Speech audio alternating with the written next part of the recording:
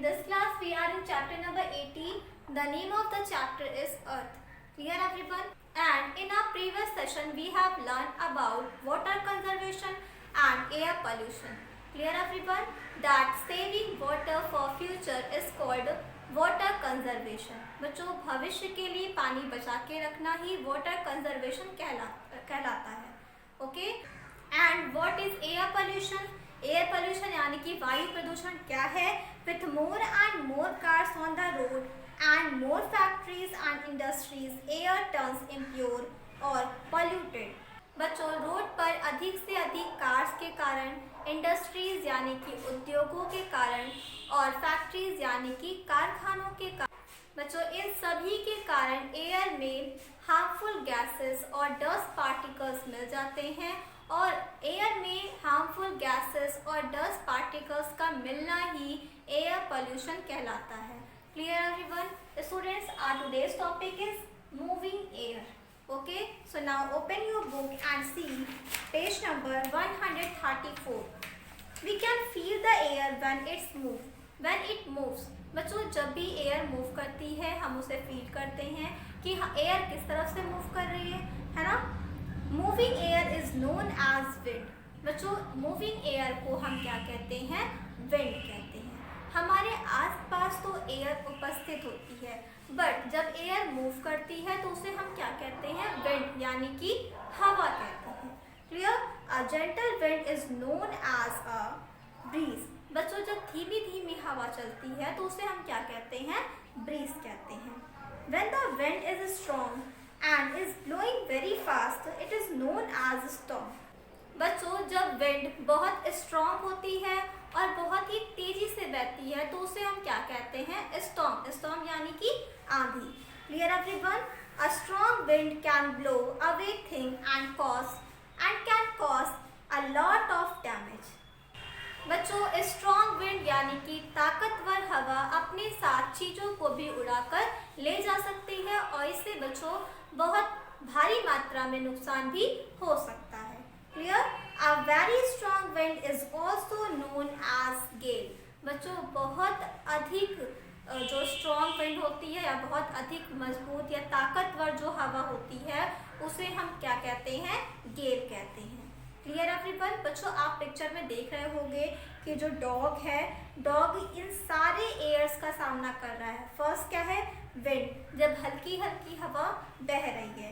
Next क्या है? Bridge. Bridge जो है वो हल्की और तेज बह रही है. नेक्स्ट क्या है? स्टॉर्म. लास्ट क्या है? Gale. Clear everyone?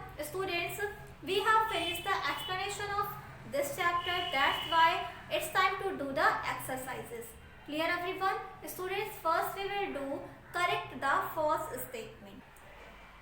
Students, now open your book and see page number 136. Okay? Our exercise is correct the false statements. Clear everyone? So our first statement is the sun goes around the earth. बच्चों क्या सन हमारी अर्थ का चक्कर लगाता है? No. हमारी जो अर्थ है वो सन का चक्कर लगाती है. ठीक है, तो हम इनके नाम को क्या कर देंगे? रिप्लेस कर देंगे. That the earth goes around the sun. ठीक है, द अर्थ, सन के प्लेस पर हम क्या लिख देंगे? Earth. The earth goes around the sun.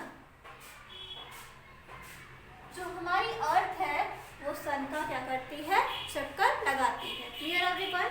Next is a gentle wind is known as storm. बच्चों जब धीमी धीमी हवा बहती है तो उसे क्या हम स्टॉर्म कहते हैं? No, very strong wind is known as storm. तो जब जेंटल विंड बहती है, जब जेंटल हवा चलती है तो उसे हम क्या कहते हैं? Breeze. BREEZE. Clear everyone? Next is a small body of water is called a lake. बच्चों लेक का मीन्स होता है झील. So this statement is correct और incorrect? Yes, this statement is incorrect. So how we can correct this statement? Yes, we will write here large. LARGE. Large it means बड़ा. Clear everyone? a large body of water is called a lake. Now this statement is correct. Next is we can drink water directly from the rivers. बच्चों, क्या हम reverse यानी कि नदियों का पानी directly P सकते हैं? नहीं, वी कैन नॉट. कैन के जस्ट आफ्टर में हम क्या ऐड कर देंगे? Not.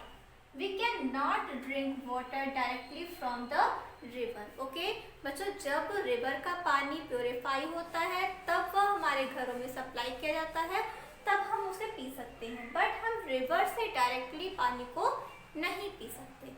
Clear everyone? Students, this is your classwork also. You have to do this work in your book. बच्चों, ये वर्क आपको अपने बुक में ही करना है. ठीक है, जो भी स्टेटमेंट इनकरेक्ट है, जैसे मैंने आपको यहाँ पे सर्कल करके बताया है, सर्कल करके यहाँ पे करेक्ट वर्ड राइट कर दिया है, तो इसी तरह से आपको भी ये एक्सरसाइज अपनी बुक में ही कंप्लीट करनी है. Clear everyone? Students, our next exercise is answer the following questions. Clear everyone? Now see in your book, our first question is what are valleys? Valleys का मीन्स होता है बच्चों घाटियाँ. तो valleys क्या हैं, यानी कि घाटियाँ क्या हैं? Clear everyone? So its answer is the low land between mountains are called valleys. Okay बच्चों, माउंटेन्स यानी कि पर्वतों के बीच का जो लो लैंड यानी कि नीचे की जो भूमि है उसे हम क्या कहते हैं? वैलीज कहते हैं. मैंने आप लोगों को पहले ही बताया था कि अगर टू माउंटेन के जो बीच का जो ये हिस्सा है वो क्या कहलाता है? वैलीज कहलाता है. Clear? Next is name two sources each of ground and surface water. Okay बच्चों, आपको कोई भी two ground sources of ground water इसमें लिखना है और कोई भी two sources of surface water write करना है. Clear? So its answer is two sources of surface water are river and pond. ठीक है, these are two example of sources of surface water. ठीक है, next is two sources of ground water are well and rain water. Clear everyone? Students, this is also your class work. You have to do this work in your class work copy. Okay बच्चों, ये work आपको अपनी class work copy में write करना है with neat and clean hand writing. First you have to write this heading, then question from page number 136, then answer. Clear everyone? Students, our next question is differentiate between the following. Okay students, आपको यहाँ पर जो भी words given हैं इनके बीच आपको difference यानी कि विभिन्नताओं को बताना है. ठीक है, कि ये दोनों वर्ड्स किस तरह से एक दूसरे से भिन्न हैं. First is valley and plateau, second is breeze and gale, third is ground water and surface water. Clear everyone? So first we will do valley and plateau. Clear everyone? बच्चों, वैली का मीन्स होता है घाटी और plateau का means होता है पठार. ठीक है, तो मैंने आपको पहले भी डिफाइन करके इसको समझाया था that the low land between mountains और hills are called valley and the high land that is flat on top is called plateau. Okay, तो बच्चों यही हमें फिर से अगेन राइट कर देना है, जो इन दोनों के बीच का क्या हो जाएगा?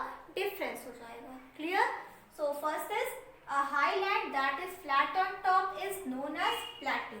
ठीक है, a high land यानी कि भूमि का ऊंचा उठा हुआ भाग जो टॉप यानी कि सबसे ऊपर से फ्लैट यानी कि चिकना हो उसे हम क्या कहते हैं? प्लेट्यू कहते हैं.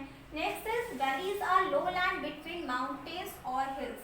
ओके बच्चों, माउंटेन्स और हिल्स के बीच में जो लो लैंड है उसे हम क्या कहते हैं?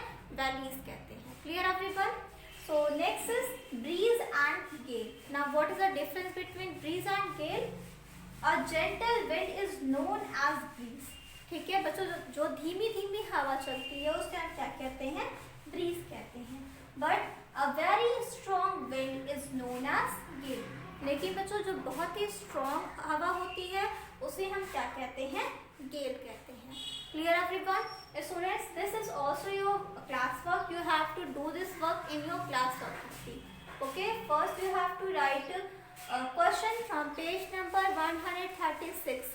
that differentiate between the following. Clear? उसके बाद आपको ये हेडिंग मेंशन करनी है, फिर उसको डिफाइन करना है, देन अगेन आपको हेडिंग मेंशन करनी है, देन उसे डिफाइन करना है. Clear everyone? Students, we will do the difference between groundwater and surface water in our next class. Clear everyone? That's all for today. Now it's time to do the homework. Students, this is your homework that differentiate between breeze and gale. Clear everyone? बच्चों आपको अपने homework में bridge और गेल के बीच में difference बताना है. Okay? That's all for today. Thank you.